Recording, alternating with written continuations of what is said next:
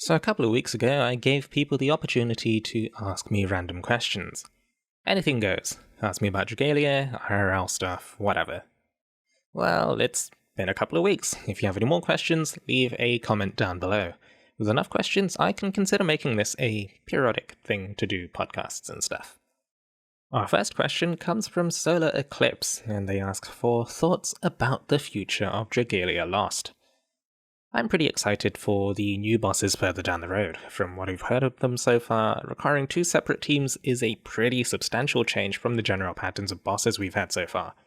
I'm worried it might be a bit difficult for newer players that have joined us recently, however, since requiring two teams means that, naturally, you require a bigger roster to be able to follow model team compositions that people share.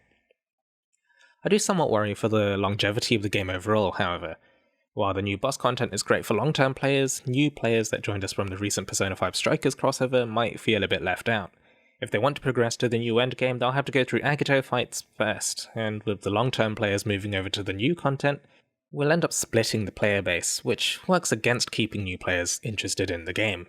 And before you say, hey, they can just solo the content, note that their rosters are going to be limited as a result of only having played for a few weeks at most. Yet more hurdles. Progression to endgame in Dragalia is a bit of a slow grind, and I think it hurts the game in the long run if new players have to take a couple of months to reach active content. If we really want the game to last for longer, I think we need a way to incentivize long-term players to help newer players with old content. While the mentor system was an attempt, it ended up clogging lobby lists with mentor farmers. I'd much prefer if side games would implement a mentor roulette much like Final Fantasy XIV. If you add a button to the quest screen, for example, that cues you for a random High Dragon or Agito fight where a player in the lobby has cleared the fight fewer than 4 times, for example, and give the mentor a daily chest for, 10 Orichalcum and 5 Twinkling Sands? Numbers and requirements can be adjusted, since I haven't 100% thought through the specific details of how this would work, but really, we just need a system for mentors to help new players that can't be abused and block up lobbies for general play. When the mentor system originally existed, we'd get lobbies of mentors that would constantly disband and remake rooms because they didn't get any mentees in the room. Some way of avoiding that happening again would be great. Question 2 comes from Bagel Goose, saying, stop stealing everybody's summon luck. Okay, that's not a question. Also, okay, whatever, I don't really need to justify myself. Question 3 comes from a Jeremy Teasiacne, I hope I pronounced that right, asking for Dragalia team building strategies. Let's see, it kinda depends on the content you're going for. Where applicable, use the element system to your advantage, and then consider the kind of content. For story quests, 3 DPS and a healer will get you through most stuff without much issue. When it comes to high dragons, try and match the status resistance to the dragon. Stun resist against Midgard Sorma, burn against Brunhilde, bog against Mercury, paralysis against Jupiter, and curse resist against Zodiac, that kind of thing. For Imperial Onslaught, the status inflicted is the opposite of high dragons, and Agito fights inflict both statuses. But statuses in Imperial Onslaught and Agito fights all come from avoidable hits. Also consider team synergies. Can you benefit from status punishes? Do you perhaps over-inflict a status? Can you take advantage of double buffs? These sort of things will vary from element to element, and you'll develop a feel for things as long as you pay attention to how a fight pans out with different teams. Questions 4 and 5 come from Orthodox Joe, asking for my all-time favourite waifu and my top 3 favourite units in Dragalia Lost. Well, for my all-time favourite waifu, I think it would be Shamir from Fire Emblem Three Houses. I'm a sucker for a general style and personality.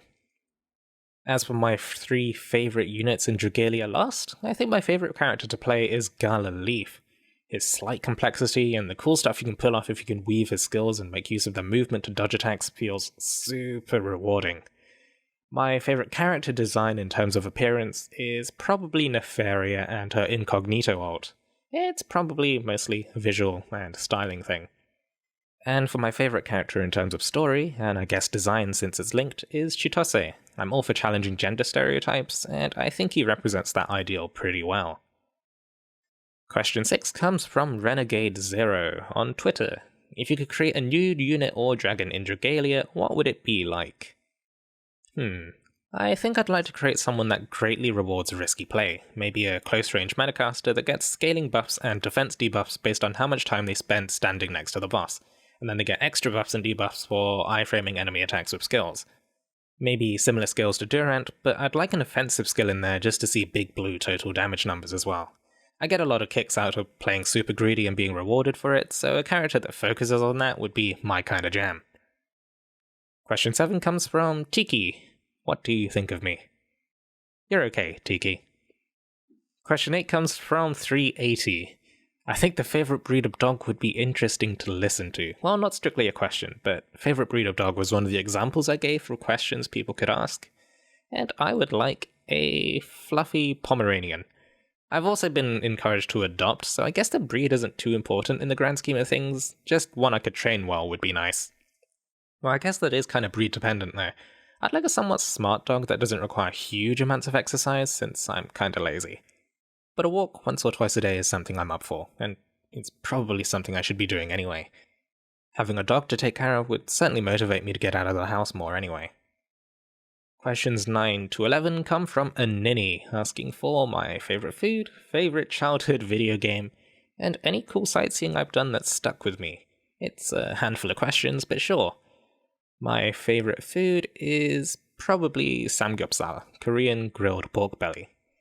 Well, I guess grilled pork belly by itself isn't really strictly Korean, it's the dressings that come alongside it that make it great. Spicy tangy dipping sauce, vegetable wraps with that bit of freshness on the side. It's a tiny bit labour intensive to prep all the different parts to go with it, so I guess it's really something I only cook for gatherings and such. As for my favourite childhood video game, this actually took me a while to settle on an answer, but I'd probably say Super Smash Bros. Brawl. It's kind of outdated nowadays, but I don't think anything really comes close to the experience of 4 people sitting around a small TV and virtually beating each other's asses. Or someone camping at the edge of the stage, throwing out falcon punches, hoping someone walks into them in a free-for-all. That kind of chaos. As for sightseeing, I don't think it was really a single place I went to that made a mark, and it wasn't really sightseeing in the end, but the 3 months I spent volunteering in Japan as a teen, I think have definitely stuck with me. You have to pardon the shoddy photos from 2014. Phone cameras were still so-so back then. Going from living at home with my parents to complete freedom and all the caveats that come with it certainly gave me a change in perspective. I spent about 3 months in Shizuoka, Japan, teaching English in a private extracurricular school to kids of all ages, as well as adults up to the ages of 60 plus. I barely spoke Japanese when I first went, so I had to learn to communicate non-verbally really well. I spent my time in a more rural part of Japan, but you could still see Mount Fuji across the sea, which was pretty neat. Anyhow, that is about it for questions I received this time. If people have any more questions they'd like to ask, leave a comment down below. If there's enough questions, then I could consider doing another podcasty style video for those too. As always, thank you very much for listening until the end. And until next time, take it easy, stay safe, and I'll catch you next time.